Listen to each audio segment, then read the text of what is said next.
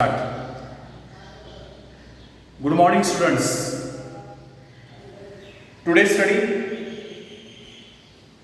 third chapter of mathematics, indices and cube root. Earlier standard, you have studied the learn about indices and the law of indices. For example, 2 into 2 into 2 into 2 into 2 equal 2 indices 5. Earlier students, is the base, 5 is the index, 2 is called as the base and 5 is called as the indices. 5 is called as the indices. Earlier students, you have studied 2 multiply 2 multiply 2 multiply 2 multiply 2 multiply equal 2 indices 5. 2 is called as the base and 5 is called as the indices.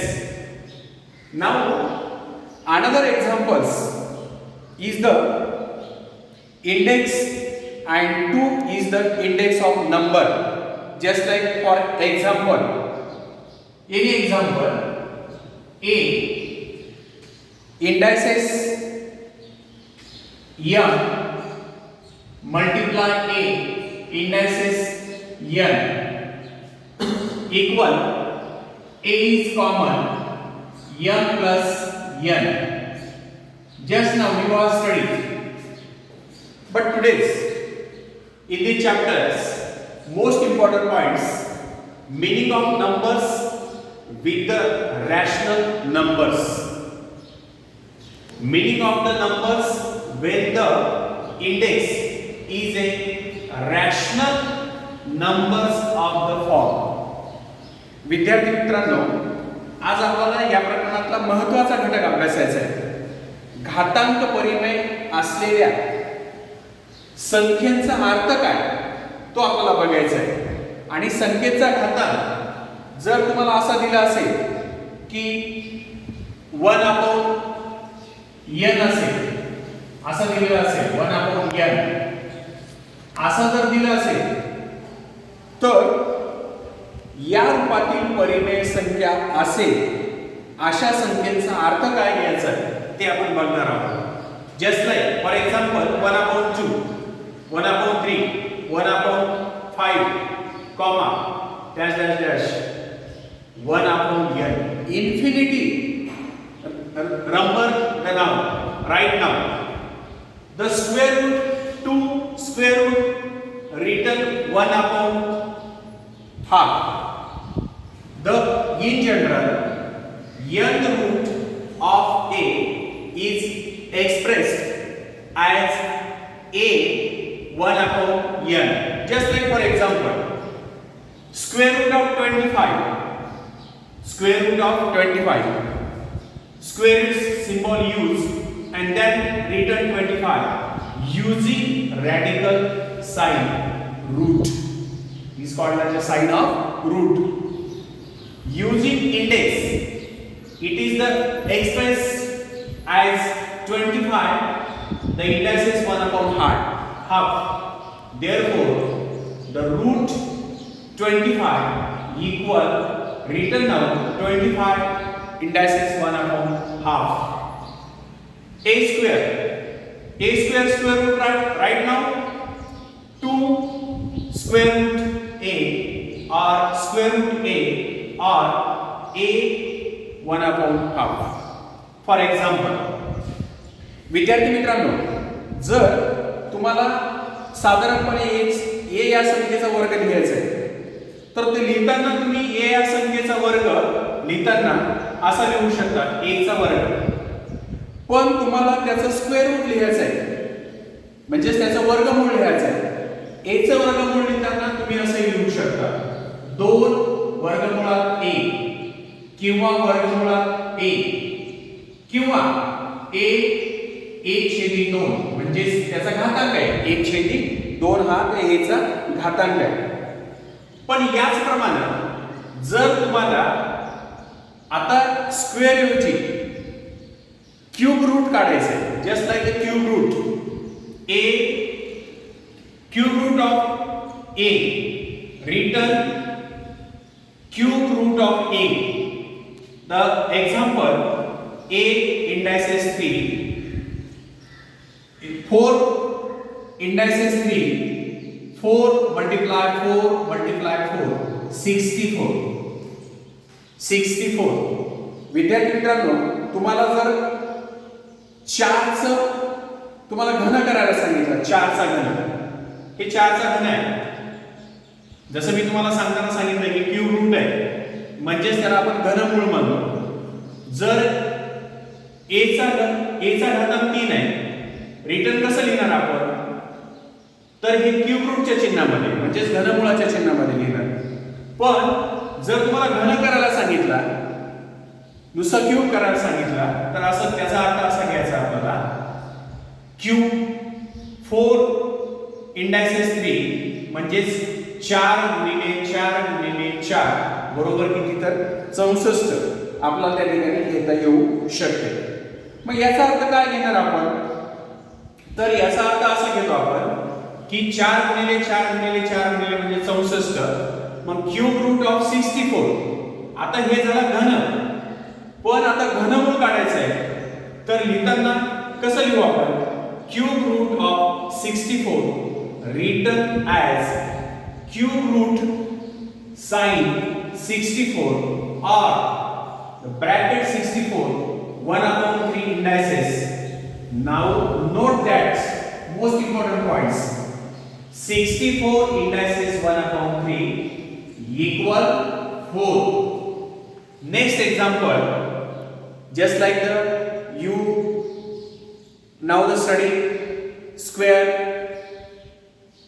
cube. Now another is just like for example 3 multiply 3 multiply 3 multiply 3 multiply 3 equal 3 indices 5 equal 243. Now this 243 written by another types in bracket 243 bracket close indices 1/2 or the square cube root 243, hence in bracket 243 bracket close 1/5 indices equal 3. Just like for example, any example you have studies last grades. विद्यार्थी मित्रांनो, साधारणपणे उदाहरण लिहिताना आपण असे उदाहरण घेऊ शकतो, जसं मी तुम्हाला इथे उदाहरण दिलंय 3 गुणिले 3 गुणिले 3 गुणिले 3 गुणिले 3 म्हणजे 3 किती वेळा आला, 5 वेळा. मग 3 चा घात किती, 5. मग या 3 गुणिले 3 चा 5 वेळा जर गुणाकार केला आपण, तर तो गुणाकार आपल्याला 243 येतो. मग 243 गुणाकार म्हणजेच काय आहे, म्हणजेच 3 चा घात, 3 चा 5वा घात, त्याला 3 चा 5वा घात इथे लिहिताना लिहिले आपण 3 चा 5वा घात. मग हे लिहिताना असं पण लिहितात 3 चा 5वा घात म्हणजे 3 चा 5 वेळा गुणाकार केल्यानंतर 243 येते. म्हणजेच लिहायचं असेल तर कंसामध्ये 243 कंसमधलं 1/5, त्याला दुसऱ्या पद्धतीने पण असं पण लिहिता येते आणि या पद्धतीने पण लिहिता येते. असे कितीतरी उदाहरणं आपल्याला विद्यार्थी मित्रांनो घेता येतात. सामान्यपणे आपल्याला असंही सांगता येते a चे n वे मूळ, त्याला कसं लिहू आपण, जर लिहायचं असेल आपल्याला, समजा इंग्रजीतून लिहायचं असेल आपल्याला जनरल्स, n रूट ऑफ a, तर आपण दोन्ही पद्धतीने लिहू शकतो या ठिकाणी. इक्वल a 1/n इक्वल म्हणजे a चं n वे मूळ आहे असं पण आपल्याला लिहिता येऊ शकते. याची उदाहरणं सुद्धा घेऊ शकतात. In general nth root of a is expressed as a 1 upon n root. Just like 128, the index is 1 upon 7 equal 7 root of 128.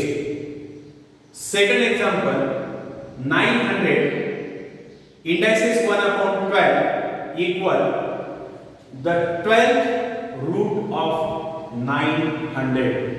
Any example, म्हणजे विद्यार्थी मित्रांनो आपल्याला अशी कितीतरी उदाहरणे घेता येतात आणि तुम्हाला याच्यावर उदाहरण किती विचारू शकतात. जसं मी इथं तुम्हाला एक उदाहरण दिलंय, 128 चे म्हणजेच काय आहे, 128 चे 7वे मूळ, याला मराठीमध्ये आपण असं सांगतो, 128 चे कितवे मूळ, तर 7वे मूळ. इथं 900 दिले तुम्हाला, कसं लिहू त्याला, 900 चे 12वे मूळ, 900 चे 12वे मूळ. जसं दोन उदाहरणं दिली तुम्ही तुम्हाला या ठिकाणी की 7th root of 120, 12th root of 900 etc. For example तुम्हाला असे कितीतरी उदाहरणं विचारू शकतात या प्रकरणामध्ये. मग तुम्हाला 5th root of 13, 5th root of 13.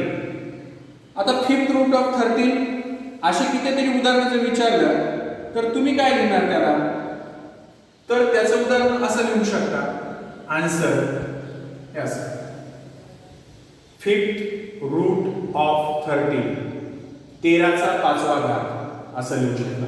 असे उदाहरण विद्यार्थी मित्रांनो तुम्ही घरी सोडवायचे आहे, तुम्ही त्याचा अभ्यास करायचा आहे. धन्यवाद, थँक्यू.